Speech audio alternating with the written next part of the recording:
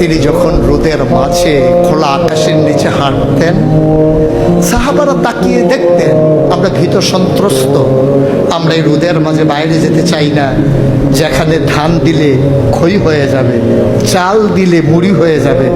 প্রচন্ড গরমের মাঝে তিনি হাঁটেন কেমনে? অবাক বিশ্বে উপরের দিকে তাকিয়ে দেখতেন নবী হেঁটে যায়, আর নবীর মাথার উপরে একটা মেঘের টুকরা ছায়া হয়ে হয়ে পাশে পাশে যায়। এবড়ো থেবড়ো পাথরগুলোর উপর দিয়ে আমার নবী যখন হাঁটতেন, পাথরের কোনা বের হওয়া পাথরে সবাই হাঁটতে ভয় পেতেন, অথচ নবী সেই এবড়ো থেবড়ো পাথরের উপর দিয়ে হেঁটে যেতেন। তারা চিন্তা করতেন নবীর কদমের নিচে এই শক্ত পাথর পড়লে উনি কি ব্যথা পান না? পরীক্ষা করার জন্যে পেছনে পেছনে অনেকেই দৌড়াতেন।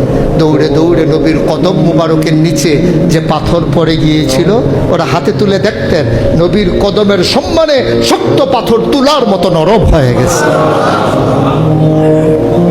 এ নবী আমার, এ নবী আপনার নবী, এ নবী আমাদের নবী। আমরা প্রাউড ফিল করি।